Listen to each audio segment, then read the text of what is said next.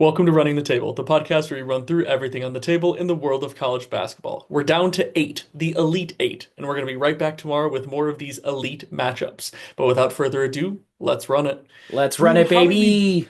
how did we do going into this Elite Eight slate? Mid, very, very mid. We both went 4-4. We had our hitters, we had our misses. Uh, I got Iowa and Illinois. You got Duke and UConn. So we both went 50-50 on the ones that we disagreed on. And we also went 50-50 on the ones that we agreed on, nailing the Big Ten teams and whiffing on Arkansas and Iowa State. So that brings our overall record. I'm sitting at 37-19, which is good for 66%. You're sitting at 35-21, which is good for 62.5%. Still above that 60% benchmark, still pretty good, but we can do a little bit better. So let's predict these Elite Eight games. Buddy-o, pal-o, friend-o mine. I don't know what I'm saying. Let's just do the darn thing. It's a late night once again heading into this Elite Eight slate, but that means that we've been through all of these Sweet 16 games, and we have to start in the East region with the 1-5 matchup in Duke St. John's that ended up 80-75 in favor of Duke. It was a close game all throughout. Duke definitely started to pull away over the course of the game, and the return of Caleb Foster certainly helped their case. They looked pretty solid, but St. John certainly put up a lot more of a fight than I thought, especially with their shooting from beyond the three-point line. So you mentioned Caleb Foster. I think that was the defining factor in what allowed Duke to turn it around.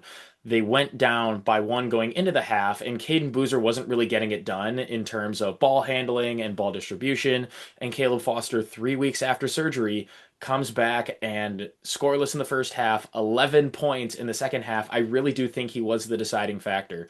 You and I had said that what are the odds a player coming back this late off of that kind of an injury right at game time? Like, what impact could he really have? I think Caleb Foster genuinely was the difference maker. And St. John's needed a game where they needed to step outside themselves and play a little bit out of their shell to go and beat a team like this. And they were more than capable of that. You mentioned the 3-point shot. It was definitely falling for them. I think they had, what, 13, 14 over the course of the game.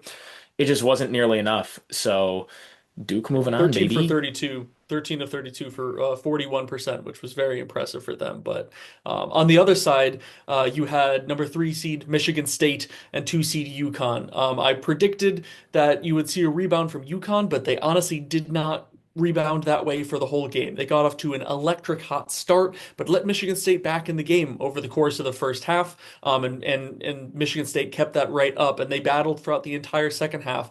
But when it came down to it, UConn did just enough to hold them off in the end, largely from big games from Terrace Reed Jr. and Alex Karaban. Whereas for Michigan State, it was, a very balanced scoring effort from across the starters, but they just couldn't really get that, defining moment, defining play down the stretch to put them over the top. Yeah, I thought Michigan State played a little bit more sloppy than they're used to. A lot of loose balls, a lot of balls on the ground, a lot of throwing the ball all over the place. And you said in our Sweet 16 predictions video that you were going to see a complete team effort from UConn. Go figure, that's kind of what you got. It wasn't just one player stealing the show, it was your big two, but you did have a full, complete team effort in order to win. And what I ended up saying was true from a certain point of view, where the best complete team is going to win. It just wasn't who I thought it was going to be. Womp Yeah, you're womp. exactly right. And that leads us to a 1-2 matchup here in the Elite Eight between Duke and UConn. I And when it feel comes down to it, robbed. I'm like an old yes, lady without her purse. I feel robbed. They took my Big it's East Elite Eight from me, Tim. they did, and you've still got, your one team remaining. But from my perspective, I think this is where it comes to the end of the line for the Big East. When it comes down to it, I think that Duke is playing better and better with the return of Caleb Foster. That kind of rounds out their lineup and some of the, holes that they had, and some of the, the ways that they play. Especially with, a couple more days for Caleb Foster to maybe get some of his cardio back up, get back in the groove of things. I like Duke to move on to the Final Four in Indianapolis over UConn. Yeah, I want to pick UConn, but I can't.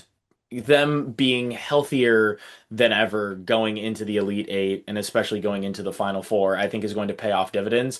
This is when Duke is at their best, their deepest, their scariest. So Unfortunately, yeah, Duke. But I don't have to like it though.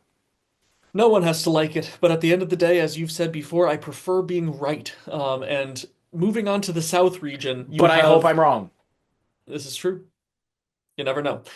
Moving on to the South region, you have the one guaranteed Big Ten team in the Final Four, as you have a matchup between the 9 seed Iowa Hawkeyes and the 3 seed Illinois Fighting Illini for a spot in Indianapolis. How we got here, Iowa continues to pull it off. It's been crazy to watch. It's as close we've got to a Cinderella still at this point, as a 9 seed in the Elite Eight. You can't count them out of anything anymore. No matter what the matchup, no matter what it says about their team, they come out on top 77 to 71 against Nebraska, with nail in the coffin on a 5 versus 4 play, where Nebraska couldn't even get Lock their in. couldn't Lock even get in, Rick Mass dude. out on the floor. Come Um, on. Crazy way for that game to end. That was also just another crazy game to watch, where Bennett Sturts finally, woke up a little bit more in the offensive end, but you still got amazing performances out of guys like Alvaro Folgueras, and more importantly, freshman Tate Sage off the bench, who really hasn't done much over the course of this year. So that was an amazing, amazing way for Ben McCollum to continue to establish just how special of a coach he is. Yeah, once Nebraska didn't have enough guys on the court, they were You see cooked. It something was new every over. day, It was man. done. It was literally done. I don't Hoiberg, come on, get your guys together. Know how many guys it takes to play a basketball game. Nebraska ball, sponsored by Five Guys, burgers and fries. I don't quite understand how a mishap of that magnitude happens in a spot that big, but you got to give respect to the Hawkeyes. They've gotten to this point, and I hate how fickle the basketball gods are, where you can't have your Big East Elite Eight matchup, but you have your Big Ten Elite Eight matchup. But I digress. All I heard was how good Bennett Sturts was. I completely agree. Tate Sage, Alvaro Figueres, you have to give them Huge their off the flowers. bench. 100%. The best teams win. I will stick with that statement, and all Ben McCollum does is win. Maybe. I still have to give a quick shout out to Nebraska for being able to make it here, in their first tournament, where they were able to win a game, be essentially on the precipice of potentially advancing to the Elite Eight. Respect to Fred Hoiberg and what he's got and where he's got that Nebraska program. But on the other side, you have an ugly snooze fest where in the first half, especially, offense was nowhere to be found between Illinois and Houston. I have to say, that one's on me. Did not expect Houston to put up this massive of a stinker in Houston in the Sweet 16 with what felt like the team of destiny for the Cougars. They looked arguably their worst game of the entire season. End up with only 55 points on the day. All of a sudden, Illinois not only plays offense but plays really good defense. That's new, but they did enough to come out on top of this one. There wasn't a pretty game on either side, but they continued to use their size to their advantage, and they weren't nearly as bothered as maybe I would have thought by Houston's pressure on the outside. Yeah, the champagne was flowing in Urbana-Champaign, and the champagne in Houston was just like the Cougars in that game. Flat. Like defense is alive, man. It felt like whoever was going to go on that run was going to win the game, and Illinois went on a run. They won the game. Yeah, it was Crazy. crazy. All it took was that one significant run for them to pull ahead, and Houston had no good answers. So that brings us to the regional final of, the Iowa Hawkeyes against Illinois. Um, at this point it feels insane to bet against Ben McCollum, but at the end of the day, I don't know who beats this Illinois team right now out of this region.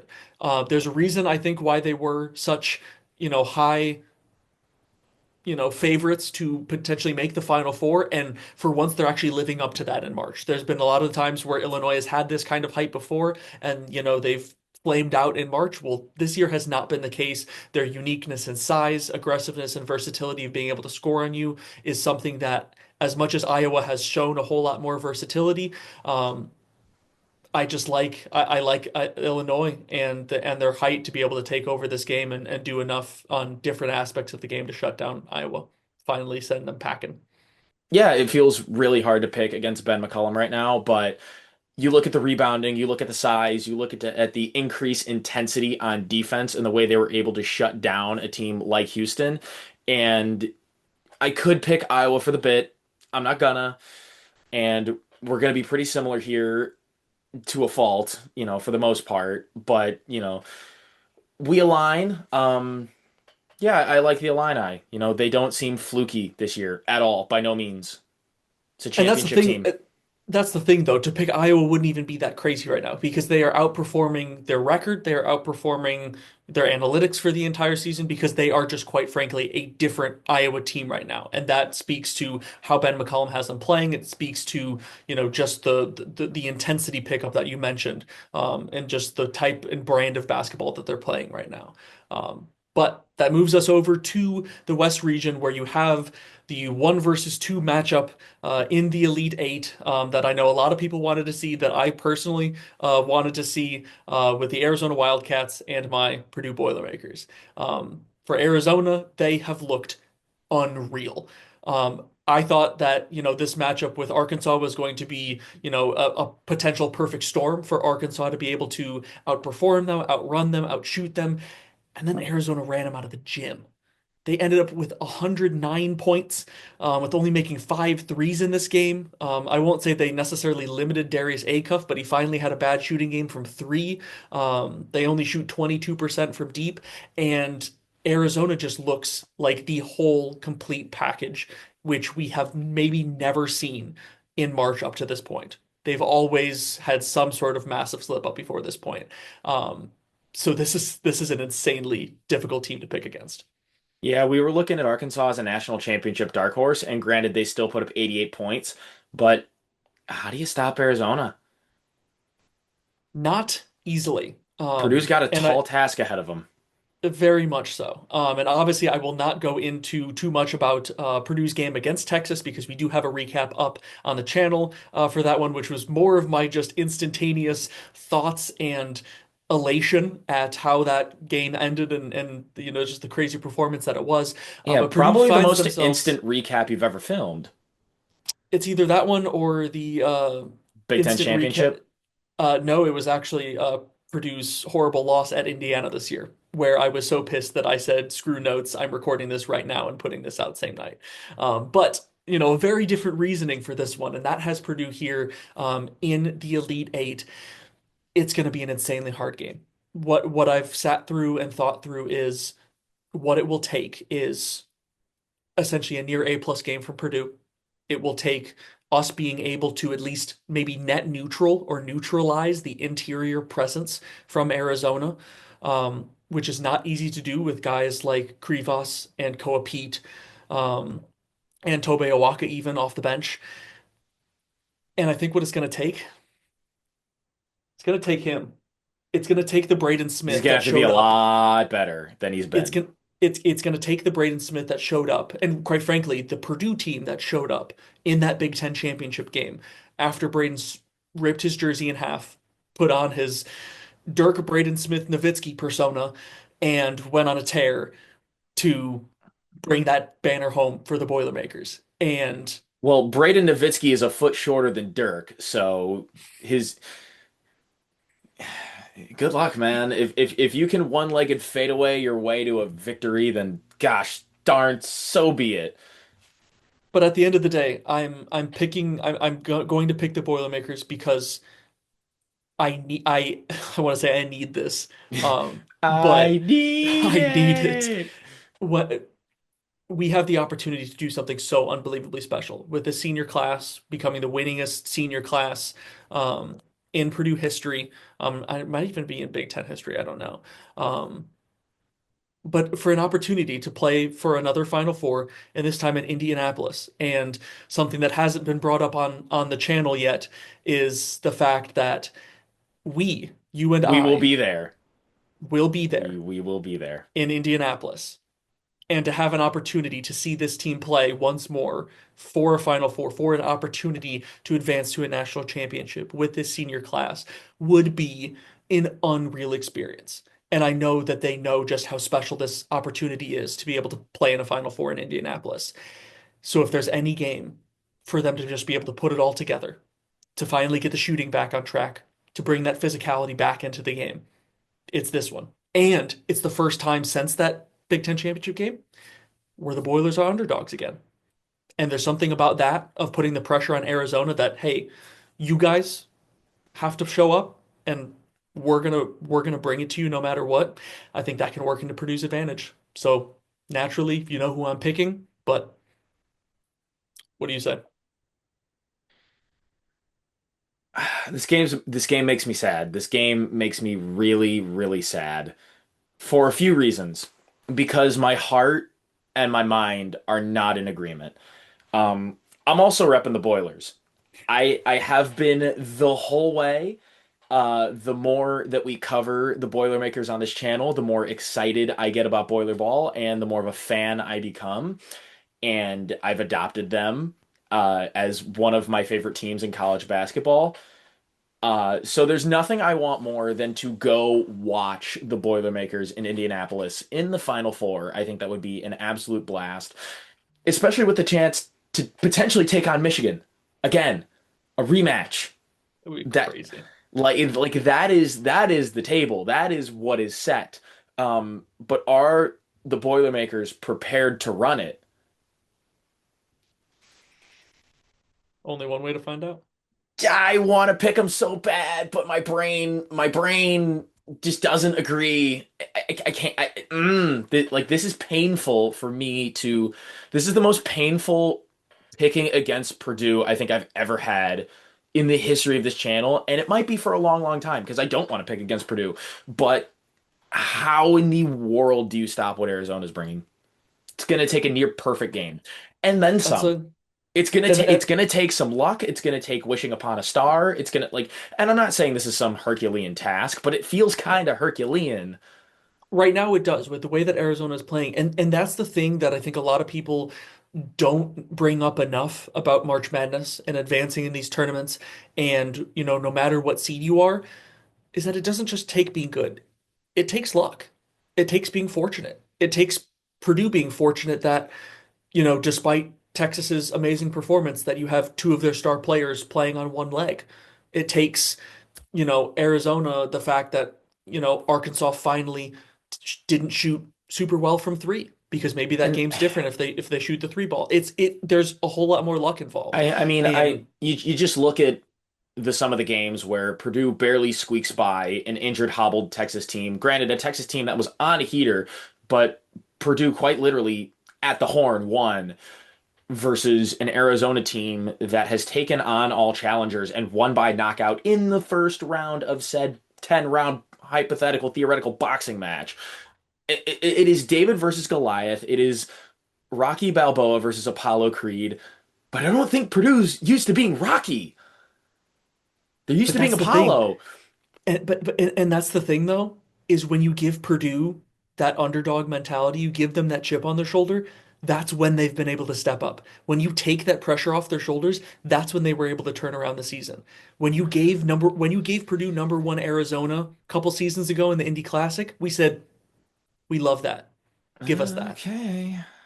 That's Okay. that is the one thing I'm holding on to is that when you when you when I you hope allow you're Purdue to right. work from behind, when you allow them to take the pressure of being the God, I hope preseason you're number right. one, I from hope being the I'm wrong. favorite, from being oh, if you don't win this game, your legacies are tarnished. If Purdue loses this game, no one's thinking, "Oh my God, they're horrible for being able to lose." Nobody thinks that they have a chance in this game. Everything that I've seen out there, and that is the one recipe where these guys can just go out there and play. God, I hope I'm wrong. I don't think I've ever wanted to be more wrong about a thing in my life. And that's saying something because earlier in the video, right, we said I like being right more than, well, I don't know if we compared it to anything. Well, more than a lot of things, I can tell you that much. But I do want to watch Purdue in this Final Four. I just, I don't know. I don't know. Only one way to find out. But that'll move us to our last region, the Midwest region, where you have the number one seed, Michigan Wolverines, against the six seed, Tennessee. Volunteers, not who I thought would be the opponent for Michigan in this Elite Eight, but they stepped up. Starting with Michigan, though, Michigan got off to a very rough start against Alabama. They turned it around and they were able to limit Alabama from the three point line down the stretch. That was, always going to be the name of the game. Alabama puts up almost 50 threes in this game.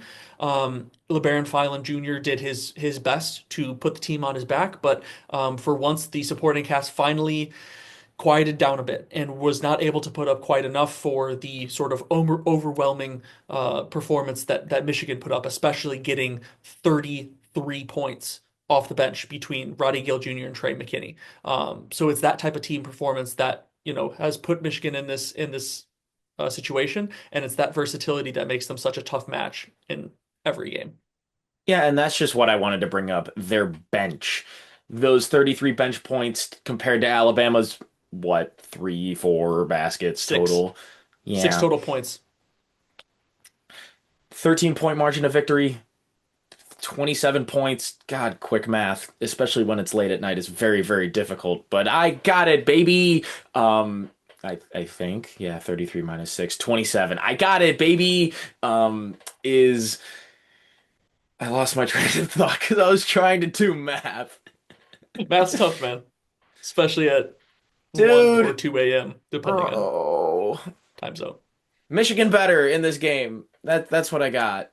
I mean, Michigan was better in this game, and Michigan's better than most teams in most games that they play. That's why they have the record that they do this year. But on the flip Ugh. side, you have Tennessee, who really has stepped up over the course of this tournament. And they did in this game as well. I thought that Iowa State's defense was going to cause them more issues, and they certainly did cause them issues. I mean, Tennessee did have 17 turnovers, but despite that, they still put up 76 points.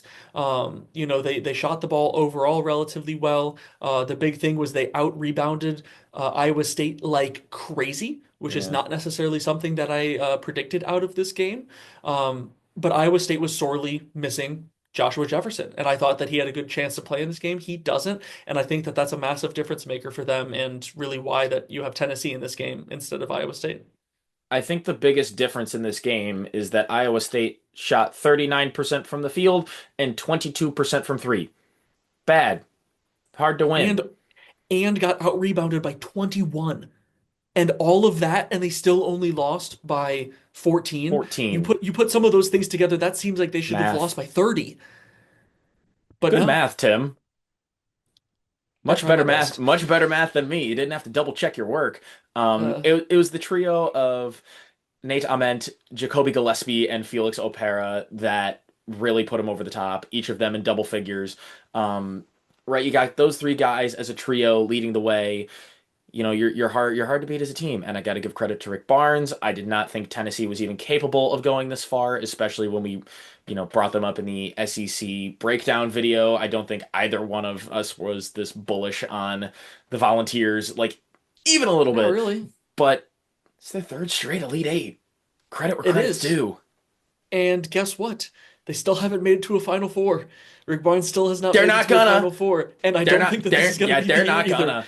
because they're running into a buzzsaw in Michigan. And the way you want to talk about the way that they out rebounded Iowa State in this game, I'm sorry. Good Yeah, luck doing that against Michigan. meet Yaxel and DeBorg and a Damara. Good Yeah. luck. But I'm not sure that Tennessee can bother Adai Mara and that front court the same way that Alabama was essentially able to, run them around quite a bit. So I think that you combine that with just the versatility that Michigan has to score all around the horn. I don't know. Clearly, I've been wrong about how a lot of these matchups could go, but I see so many things pointing in Michigan's advantage in this one. You've And been once about again, 38% wrong. but 37.5% wrong. the biggest thing it comes back to, do I think this is the game that gets Rick Barnes his first Final Four? No. Michigan big good. Michigan has been very big good, and I believe that they will continue to be. Gosh, imagine if we're going down to Indianapolis to watch the Boilermakers and the Wolverines do That would be battle insane. in Lucas Oil in a That would be rematch of insane. the Big Ten championship, except the stakes are to go play for the national championship. I'm gonna Could cross could you imagine? I'm gonna cross all the fingers I've got because that would be electric. It'd be insane. But there's only one way to find out, and that's by playing the games. But that's all we've got for today. We are getting close to the end of the line, only a couple more games, one more weekend, but still so much more to come from us here at Running the Table. Stay tuned for more recaps, predictions, and our special in-person coverage of the Final Four. But if you want more from us, like, comment, and subscribe. And until next time, we're out.